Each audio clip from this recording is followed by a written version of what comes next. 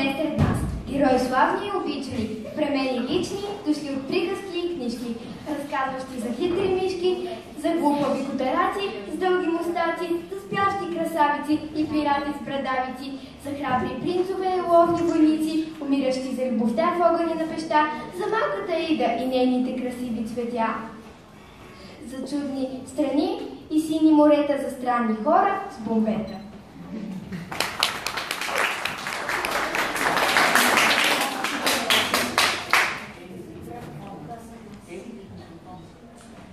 За фантазиори и безделници, за Том Сойер, който мразил понеделници, защото трябва да е на училище. Съд ме целува, а за всичко е виновно островърхото вретено. Водна пръстите ми фини, сякаш беше зла кърпица и за цели 100 години спах. Спящата хубавица! Той бе лесно! Ще познае всяка хубавица, та дори и под скъсани дрехи да бъде скрита.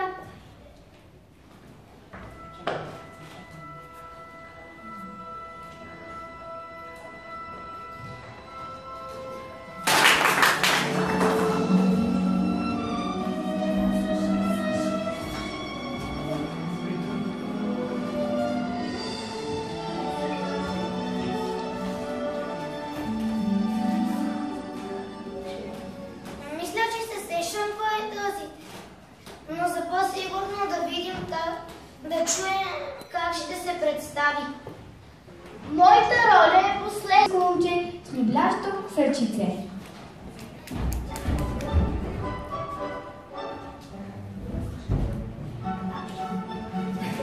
Аз съм малко дървено човече. Аз съм малко.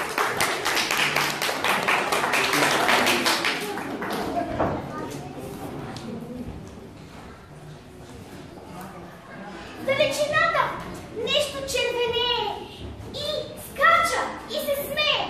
Я, момиченце, било. Носи питка. Аз пак съм весела. Знам, че днес ще ме спаси ловец. Ще спаси и моята сладка баба. Комчо вълче е страхливец, щом напада жертва слава. Познахте ли да видя, че аз съм червена шапчица?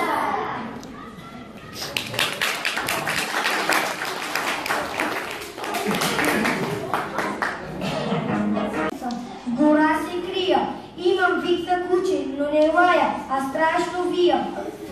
Едри са ми зъбите, а нравът ми опасен. Страшен съм, нали съм ясен? Ха, познай ме, дев чорап. Кой ли не те знае, Зълчо? Всеки знае, че ти си Кумчо Вълчо. Но тук се влиза с билет. Гаданка за себе си кажи и набаво остани. Аз съм срунтова опашка, сриза все кожух обличам, дрехата ми богаташка, на госпожица приличам, друга няма да й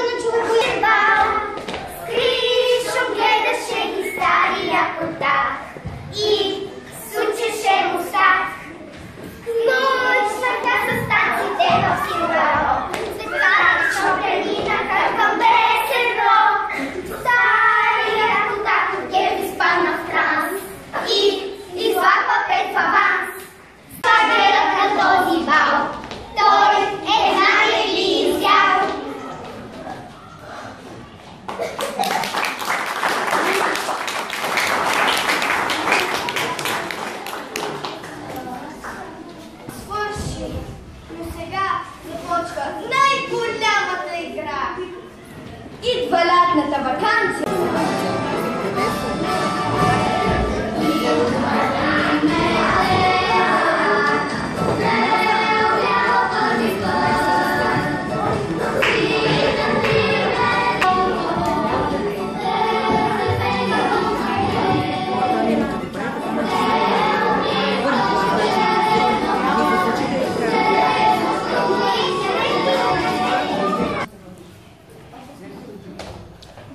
Ти обичаш ли България? Много даже. А ти? Петни песни и думи.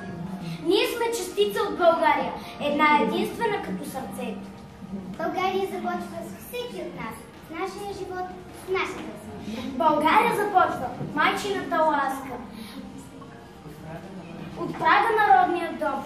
От първия урок по история. От дъгата извила Ми въртопи от планини. Но разтвори тази шепа, стисната крепко. Но раздипли, разстели я, гънка по гънка, внимателно, скат по скат, бразда по бразда, бръчка по бръчка. То небе е тъй дълбоко, нашите звезди са тъй големи и земята наша е безкрайна. Аз избира цялата в сърце ми. Ти ли, моя майчице, направи тая обич толкова голяма, че света в нея се побира, че света в нея. Утре рано, сребърна зорница, в топъл вечер облаци червени.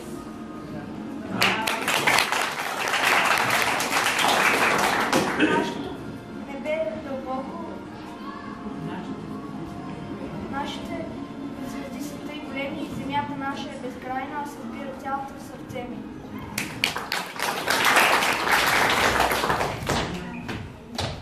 Конникът дошъл от север, спря на Дунавския бряг, сред разцъфнали посеви и огнища редбак. Погледа му заледе Дунавската равнина, сребърна на юг светлее, горда стара планина. Сестра много жадна, утринната си нева, дето сянка му опада, знаме конникът разбяса.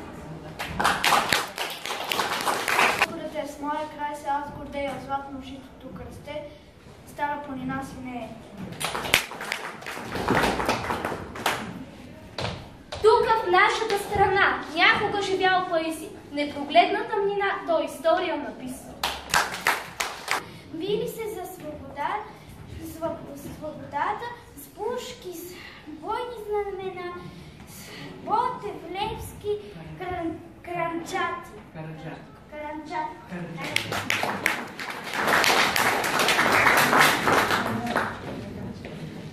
И аз искам да бъда българин.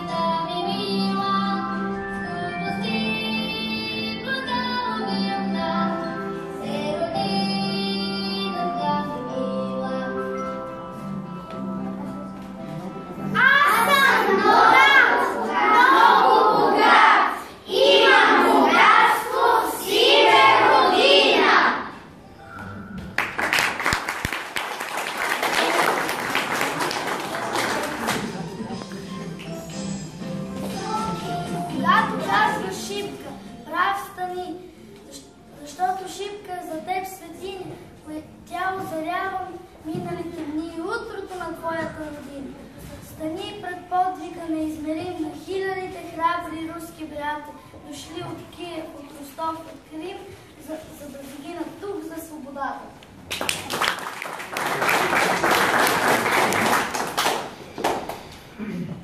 Пред подвига на нашите деди. Проект, имам си четка и нови боички. Вече запяха по блока ми птички.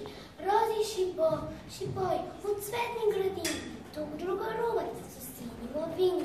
Заедно крачат овец с антилопа. Вълк и жребец се понасят галап. А лъв добродушен и кучето Динго. Кротко беседва с нежно фламинго. Тук пролетели са лебеди бели.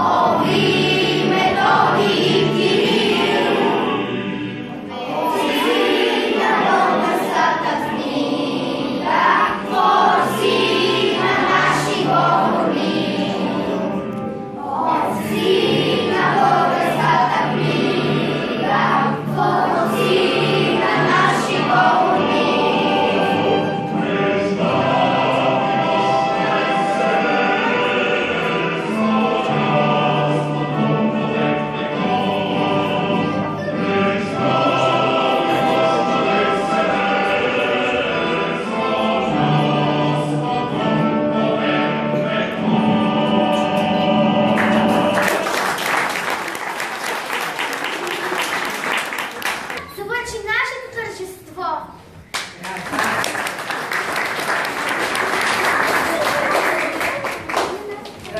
С това завършихме още една година от нашето обучение и сега всички. 1, 2, 3!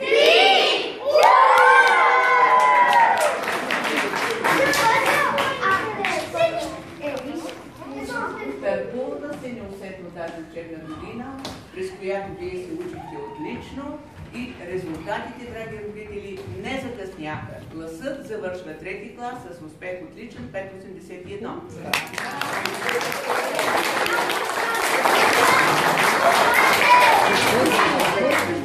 Руски език отличен 5,68. Математика отличен 5,68. Човекът и общество, внимавайте, отличен 5,52. Човекът и природата, отличен 5,64. Музика, отличен 6,00. Изобразително изкуство, 5,96. Домашен бит и техника, отличен 6,00. Руски език, ЗИП, отличен 6,00. Среден успех на класа 5,61.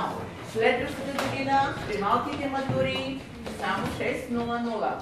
И разбира се, с пожелание за не 9 пълни отличници, останалите с по една петица, 2 петици, а до година след 4-ти клас 25 ученици, 25 пълни отличници.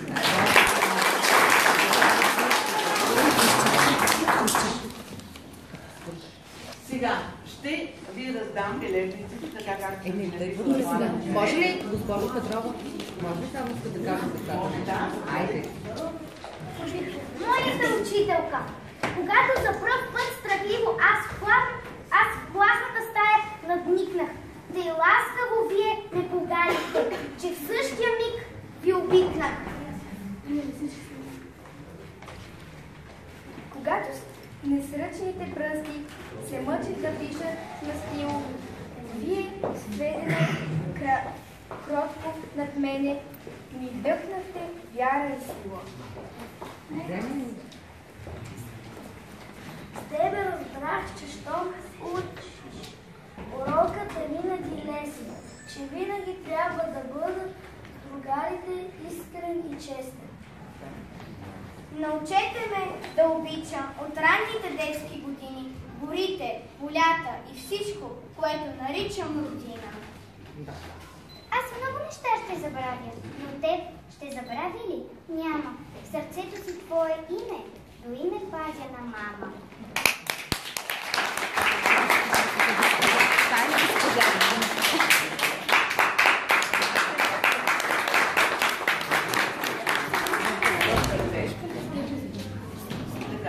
Заедно с бележниците ще завършим 3-ти клас, драги ученици, ще получите и една красива химикалка, която искам да пазите и с нея да пишете и само шестици да получавате. На химикалката пише 133-то средно образователно училище Александър Сергеевич Пушкин, като не забравяйте, където да се намирате, че сте пушкинци. Помнете и не забравяйте името. Ние с Биби се заложихме, че ще ни подарите, аз казах, в нашия размер и куклен шоколад. И ти какво каза? Аз казах книжка. Аз казах най-здравото нещо. Заповядай, честито.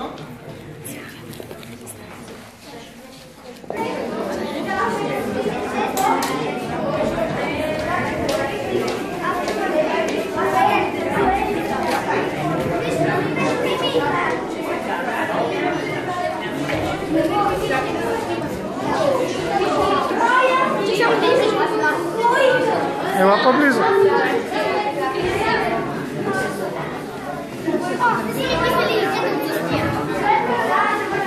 Ти това ли гледаш?